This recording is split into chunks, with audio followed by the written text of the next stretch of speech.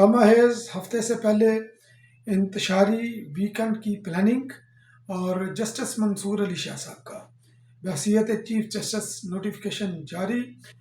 Registrar office से काजी फाइज ईसा साहब की एक्सप्लेनेशन के ऊपर जवाब और काजी फाइज ईसा साहब के हवाले से एक मुतनाज़ वीडियो ज़ेर गर्दश। मौलाना फजल रहमान साहब भी बिलावल भुट्टो जरदारी साहब के कायल हो गए। इलेक्शन कमीशन का अजलास और नतीजा क्या,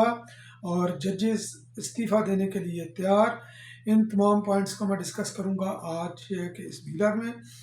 तो सबसे पहले मैं जिक्र करता हूँ इलेक्शन कमीशन का ही। तो उसका 7वां इलेक्शन कमीशन का इजलास हुआ, मुद्दा वही कि मखसूस नशस्तों का, तो वो बेनतीजा ख़त्म हुआ क्योंकि इस वक्त जो एक तो कानूनी नुकात हैं उनके ऊपर जो है ना ये गौर कर रही है, क्योंकि दो मुतजाद फैसले हैं, एक तरफ पार्लियामेंट है और एक तरफ वो 8 जजेस हैं जिन्होंने ना सिर्फ शॉर्ट ऑर्डर दिया, फिर उसके बाद वजाहती उन्होंने 14 सितंबर को वजाहती बयान जो है ना वजाहत जारी करके, बल्कि धमकी जारी करके इलेक्शन कमीशन की आर्म ट्विस्ट करने की कोशिश की। फिर उसके ऊपर तफसीली फैसला भी उन्होंने ये जारी कर दिया। तो दूसरी तरफ पार्लियामेंट ने कानून साजी करके इलेक्शन कमीशन सुप्रीम कोर्ट के इस फैसले को नल एंड वाइड जो है ना ये कर दिया। तो अब मुख्तलिफ एंगल से ऊपर इलेक्शन कमीशन जो है ना ये गौर कर रहा है, और उसके साथ साथ जो पीटीआई के एंड पर जो ट्रोलिंग हो रही है, तो कोई भी नहीं चाहता कि वो पीटीआई की ट्रोलिंग का वो निशाना बने। हर इज्जतदार शख्स चाहे वो किसी भी मनसब के ऊपर बैठा हुआ है, वो इन ट्रोलर से, इन गुंडों से, इन डिजिटल दहशत गर्दों से वो खौफजदा है। तो मुमकिन है कि ये भी एक फैक्टर हो कि इलेक्शन कमीशन का 7वां इजलास भी बेनतीजा रहा। अब मौलाना फजल रहमान साहब की तरफ आ जाते हैं। तो इस वक्त जो मुल्क के अंदर जो इस वक्त सबसे ज़्यादा जो हार्ट इशू जो चल रहा है वो जुडिशल रिफॉर्म्स के हवाले से है। तो ये पाकिस्तान पीपल्स पार्टी का ब्रेन चाइल्ड था, मोहतरमा बेनज़ीर भुट्टो का ब्रेन चाइल्ड था, जिन्होंने सीओडी के अंदर रखा। 18वीं तरमीम के अंदर ये आया, ये मसला हल हो गया था। फिर इफ्तिखार चौधरी साहब ने इसको उठाया,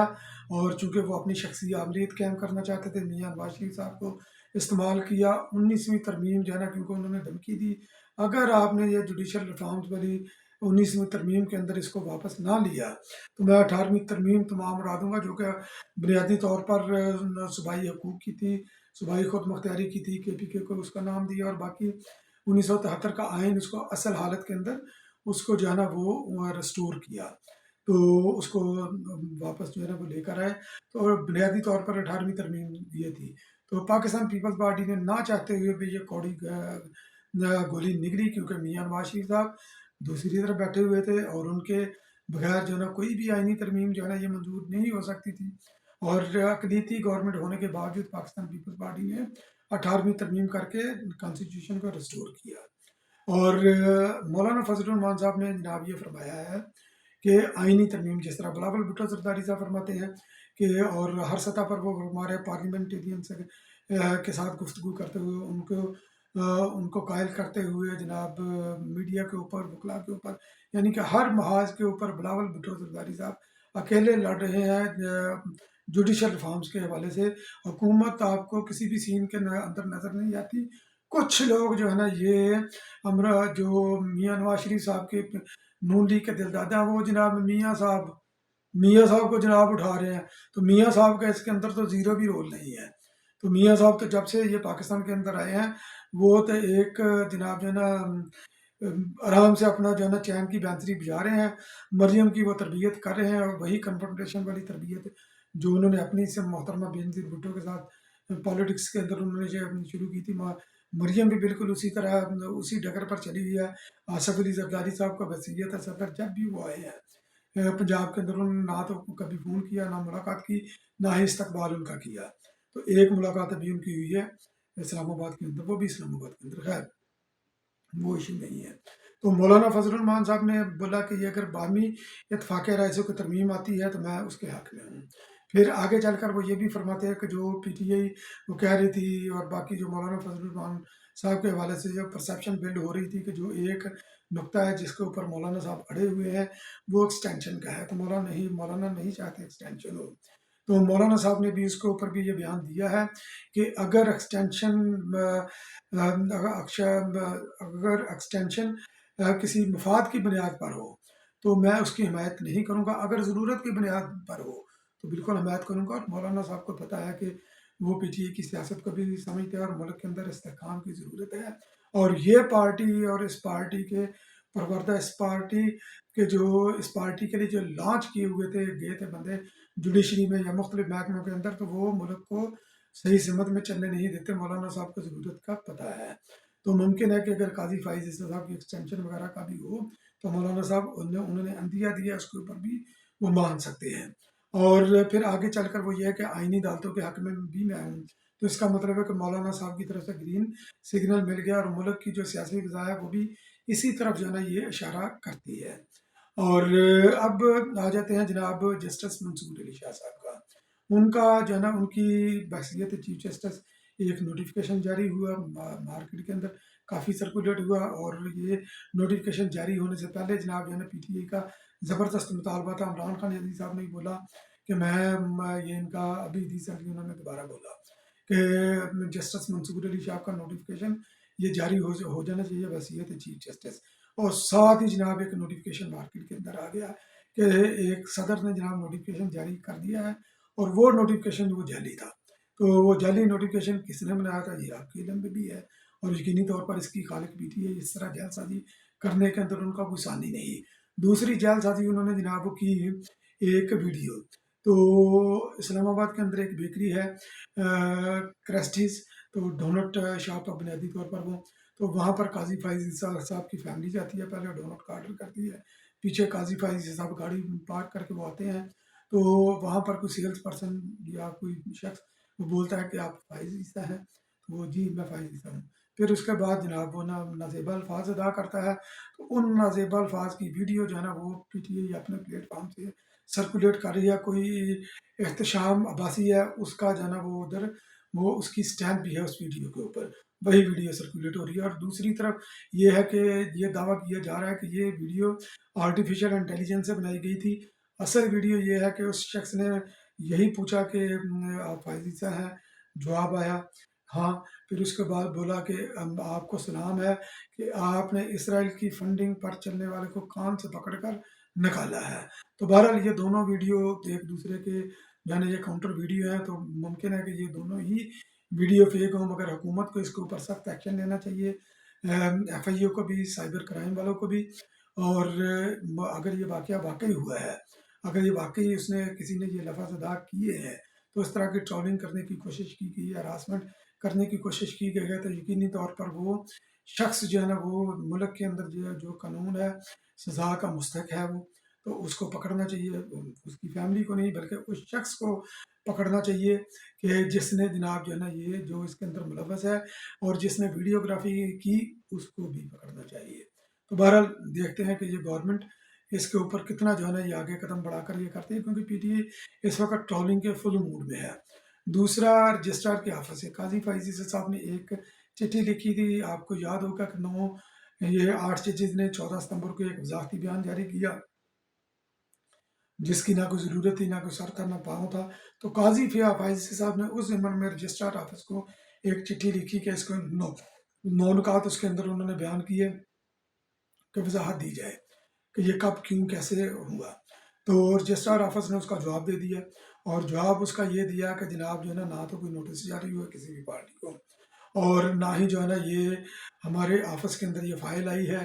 نہ ہی جناب یہ کاز لسٹ کی جاری ہوئی ہے، نہ ہی جو ہے نا کسی بھی عدالتی کمرے کے اندر اس کی شنوائی ہوئی ہے، نہ ہی جو ہے نا اپلوڈ کرنے کے لیے یہ اپروول دی گئی ہے۔ اپلوڈ کس نے کیا، کیونکہ یہ بھی ایک سوال تھا، انہوں نے بولا کہ کسی سینئر جج 2 ہی ہیں، یا تو جسٹس منظور علی شاہ صاحب یا جناب جو ہے نا وہ جسٹس منیب اختر صاحب۔ تو ان کے سٹاف نے جناب اپنے طور پر جو ہے نا یہ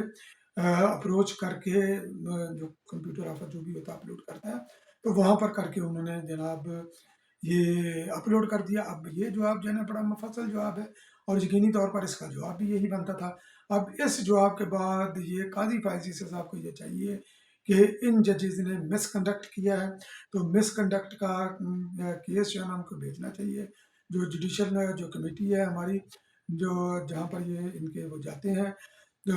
کیسز وغیرہ، تو وہاں پر جناب اس کو یہ بھیجنا چاہیے، اگر یہ نہیں بھی حکومت کو انیشیٹ لے کر، تو ان ججز کے مس کنڈکٹ کے خلاف جو ہے نا اس کمیٹی کے اندر بلانا چاہیے۔ تو مگر یہ کہ آنے والے ہفتے کے اندر یہ بھی ممکن ہے کہ اس سمت بھی پیش رفت ہو جائے، اور ممکن ہے کہ یہ ججز بھی استعفیٰ دے دیں، ساتھ ساتھ کچھ اور ججز کے بھی استعفے کی صدائیں گردش کر رہی ہیں، کیونکہ یہ Islamabad high court, Lahore high court پر دیگر ہائی کورٹ کے ججز، پی ٹی آئی اس کو جو ہے نا یہ پرموٹ کر رہی ہے کہ یہ ججز استعفیٰ دینے کے لیے تیار ہے، اگر آئینی ترامیم جوڈیشل ریفارمز اگر منظور ہوئیں یا اس طرح پیش رفت ہوئی تو وہ جناب استعفیٰ دے دیں گے، مگر یہ کہ یہ بھی خبر کوئی اس کے اندر بھی کوئی سر پاؤں نہیں لگتا۔ اب جناب کیونکہ یہ ہنگامہ ہے ہفتہ بلا ہفتہ ہے، تو پی ٹی آئی کی طرف سے اس ویکنڈ کے اوپر انتشاری ویکنڈ کا اعلان کیا گیا ہے۔ جمعے کو انہوں نے سپریم کورٹ کے سامنے احتجاج کی کال دی ہے، نہیں ہوگا ان کا احتجاج، باقی بھی ملک کی دیگر جگہ پر بھی انہوں نے احتجاج کی کال دی ہے، کیونکہ جمعے کو تو آلریڈی لوگ جمعہ وغیرہ پڑھنے کے لیے جاتے ہیں، ایک کراؤڈ بلڈ اپ ہوتا ہے۔ تو اس کے بعد ہفتے کو انہوں نے راولپنڈی کے اندر جلسے کی، لیاقت باغ کے اندر انہوں نے درخواست دی ہے، جس کا رباط کا یہ پی ٹی اے کے پلیٹ فارم سے ایک رباط کی ان کو آفر ہوئی ہے شام 5 بجے تک، تو وہ کہتے ہیں نہیں، جلسہ راولپنڈی میں ہوگا 11 بجے تک ہوگا، ہمارا کم از کم ٹائم 11 بجے تک ہمیں چاہیے، اور اگر یہ ہمیں اجازت نہیں ملے گی تو ہم اس کو احتجاج میں کنورٹ کر دیں گے، یعنی کہ ہفتے والے دن بھی ان کا احتجاج ہوگا، پھر اتوار کو بھی احتجاج کریں گے۔ تو یہ انتشاری احتجاجی ویکنڈ اس لیے کیونکہ ہفتے کو جو 30 ستمبر ہے، وہاں پر 63 کا جو کیس تھا، جو دبا کر رکھا ہوا تھا، جس کی وہ وضاحت طلب کرنی تھی، اور اپنی انہوں نے سابق چیف جسٹس عمر عطا بندیال صاحب نے آئین کو ری رائٹ کر کے پرویز لائی کی حکومت قائم کی، اور ملک کے اندر جو ہے نا یہ عدم استحکام پیدا کیا، حمزہ شہباز کا شاہ صاحب کی حکومت ختم کی، یہ کیس لگ نہیں رہا تھا۔ اب 30 کو 5 رکنی بینچ کے سامنے یہ کیس لگے گا، ہو سکتا ہے کہ ایک آدھ سماعت کے اندر، یعنی کہ آنے والے چند دنوں کے اندر یہ کیس بھی، اس کے اوپر بھی یہ فیصلہ آ جائے، اور یقینی طور پر فیصلہ وہی ہوگا جو کانسٹیٹیوشن کے اندر آلریڈی ہے، یہ 63 کی جو آلریڈی ادھر ایکسپلینیشن ہے اسی کے مطابق ہوگا کہ کوئی بھی کسی بھی پارٹی کا رکن جو ہے نا اپنی پارٹی پالیسی کے خلاف ووٹ دے سکتا ہے، اس کے بعد وہ ڈی سیٹ بھی ہوگا، تو ہو جائے گا، تو اس کو یہ اس کا رائٹ، اس کو ووٹنگ رائٹ پارلیمنٹرین کو مل جائے گا، اور جب یہ ووٹنگ رائٹ مل جائے گا، اور اس وقت جو ہے نا اگلے ہفتے الیکشن کمیشن کا بھی ہو سکتا ہے یہ دوبارہ اجلاس ہو، اس کے اوپر بھی یہ فیصلہ جو ہے نا اگلے ہفتے سے قبل یا اگلے ہفتے تک یہ فیصلہ بھی مخصوص نشستوں کے اوپر آ گیا ہو، اور اس کے بعد یہ 63 والا مسئلہ جب حل ہو جائے گا، تو اگلے ہفتے جو ہے نا یہ ممکن ہے، کیونکہ بلاول بھٹو جس طرح یہ اگریسولی یہ جوڈیشل ریفارمز کے اوپر مختلف جو ہے نا محاذوں پر اکیلے ہی جنگ لڑ رہے ہیں، تو اگلے ہفتے ممکن ہے کہ یہ ٹیبل ہو جائے، قومی اسمبلی کے اندر بھی اور سینٹ کے اندر سے بھی پاس ہو جائے، کیونکہ دو چار سینیٹر کی ضرورت ہوگی، مولانا صاحب تو مان گئے ہیں، تو وہ بھی اگر وہ فلور کراس کر کے بھی وہ اگر ووٹ دیتے ہیں تو ان کو ری الیکٹ کروا لیا جائے گا، تو یہ بھی کوئی بڑا ایشو نہیں ہوگا۔ تو یہ آنے والا ہفتہ جو ہے نا یہ بڑا اہم ہے، جوڈیشری کے اندر بھی، ملکی سیاست کے اندر بھی، اور پارلیمنٹ کے اندر بھی۔ میں بھی اس کے اوپر نظر رکھ رہا ہوں، آپ بھی اس پر نظر رکھیے، تو اس کے اوپر دوبارہ جو ہے نا یہ بات چیت ہوگی۔